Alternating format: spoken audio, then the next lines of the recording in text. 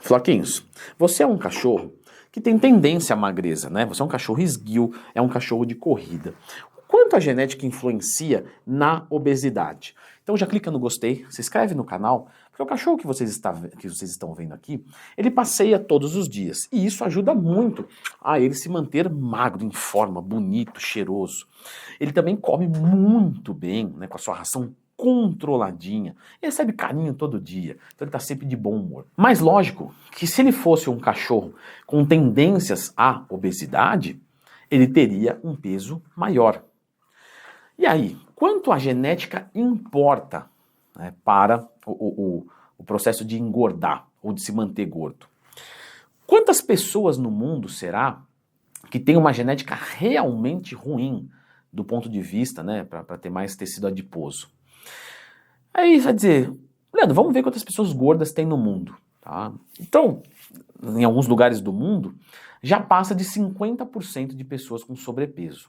Né? Estados Unidos já faz um tempo, Brasil chegou um pouco depois, mas já está também. Tá certo.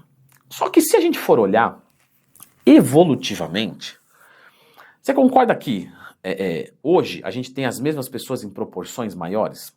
Como assim? Se a gente tem lá, sei lá, vou chutar aqui uma besteira, tá? 50% das pessoas têm tendência a ser gordo e 50% têm tendência a ser magro. Se a gente for voltar, né, historicamente, a população mundial era menor. A gente poderia dizer que ainda era razoavelmente 50-50, porque tanto um quanto o outro acabou, né, sobrevivendo. Só que se você olhar historicamente, se eu estou falando de muitos anos atrás, você vai ver que as pessoas, você não vê assim indícios de pessoas que eram obesas, certo? Isso é porque elas fizeram o meu curso que ensina como montar a dieta do zero, o link está aqui na descrição? Não, porque eu não tinha feito esse curso maravilhoso ainda. Então o que explica isso? Se a base genética, vamos, né, supor aqui que é razoavelmente a mesma, e antigamente não existia pessoas gordas, isso era porque o gasto energético era muito alto. Para você jantar, você gastava o almoço. Para você almoçar, você gastava a janta do dia anterior.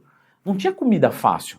Era subir em árvore, correr atrás de bicho, né? Sem falar que para ir buscar água, você tinha que andar. Para correr do bicho, que às vezes a gente era, né? A gente virava presa também. Para se locomover, para achar um lugar bacana. Então assim, a gente gastava muita energia. Imagina, vou almoçar, sobe essa árvore aí de 5 metros de altura. Você vai falar, vai ficar um pouco ruim, né?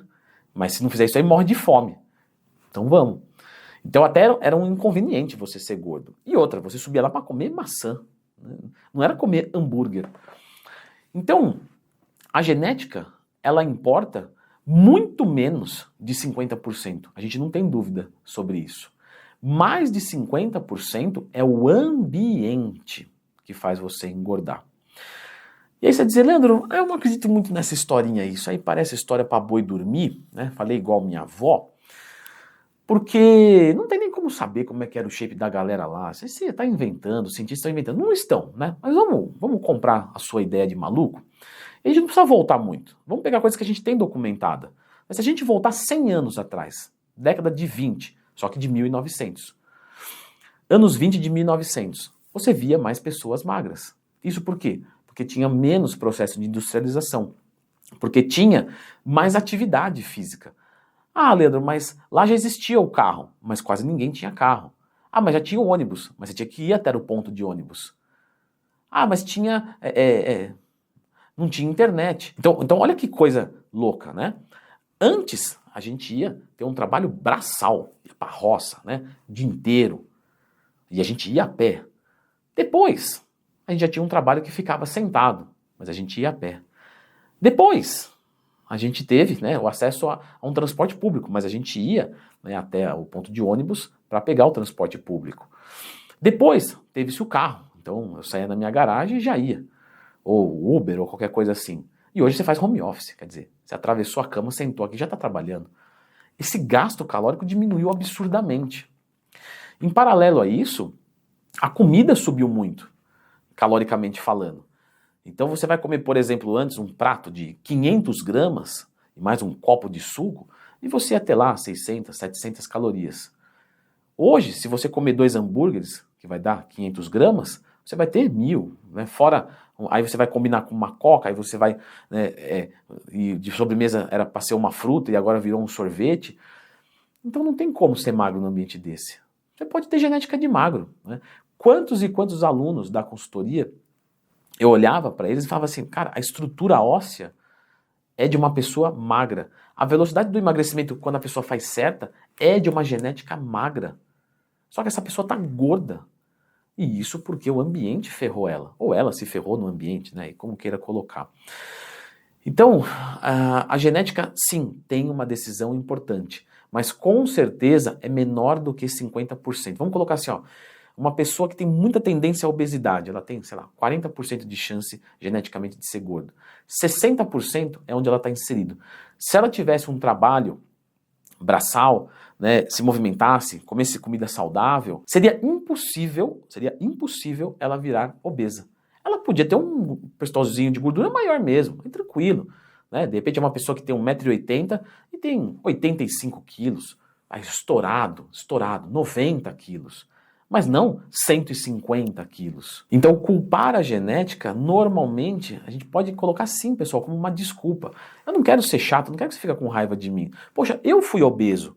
E a minha genética, ela é ruim. Ela tem tendência à obesidade. Eu tenho certeza disso. Até por histórico familiar. Né? Se eu for voltando aqui, sempre tinha gente... eu tenho parente que teve, né? Inclusive tem ainda, espero que esteja vivo quando esse vídeo for pro ar, obesidade mórbida. Então, assim... é a minha carga genética também. Mas você vê o meu ambiente, mudou bastante. Então se movimentar mais é muito importante. Por exemplo, eu vou para a academia todos os dias a pé. E eu teria totalmente possibilidade hoje de ir com algum veículo. Só que eu faço questão de ir a pé para tomar sol e fabricar uma vitamina D a partir do ácido ascórbico. Sabia dessa? Você consome vitamina C e toma sol, isso, né, o seu corpo fabrica vitamina D. Eu gasto 30 minutinhos andando, querendo ou não, ajuda lá, vamos chutar 150 calorias, você faz, isso é muito pouquinho, mas isso todo dia faz diferença. Aí você faz mais uma atividade física, aí você leva mais o pachorro, que é uma mistura de pacholoque e cachorro, é o meu pachorro, marca o pacholoque aqui. É o cachorro para passear, que é o floquílios, né, de neve, leva ele para passear. E isso já gasta mais calorias. Aí você vai falar, pô, mas isso aí no final do dia, sei lá, fora o treino, vamos colocar esses gastinhos que você tem ali. Ah, deu 300 calorias. Fala a verdade. Você fazendo dieta, às vezes você fala assim, pô, tô com fome, mas se eu comesse 300 gramas de arroz agora, eu dormia feliz. E aí você ficou em normocalórica. Sendo que se você consumisse esses 300 gramas, você entrava em superávit e engordava. E isso todos os dias faz uma diferença brutal. Então, procure se movimentar mais. É sim importante, tá? E parece coisa tosca, tonta. Olha, estou no aeroporto e de repente vou de escada rolante. Não, vamos de escada. Não está com uma disposiçãozinha? Vai de escada. Ah, mas isso é muito pouquinho. Não é, porque se você tomar isso, o cachorro, eu ia para academia a pé, sabe? De repente eu vou subir um lance de escada de vez em quando ali, depois eu pego o elevador, sei lá, eu moro no 10º andar, eu vou subir 5 e pegar um elevador de 5, que seja. Sabe, vou usar uma rampa, tudo isso no final do dia, pessoal. Aliás, no final do dia não, mas no final de semanas e meses faz muita diferença. Comer limpo sempre faz muita diferença. Tá? Eu vou deixar a indicação desse vídeo aqui, pessoal, que eu conto a minha história sobre a obesidade, certo? Sempre que tiver qualquer dúvida, lembra de procurar no Twin Mais Tema.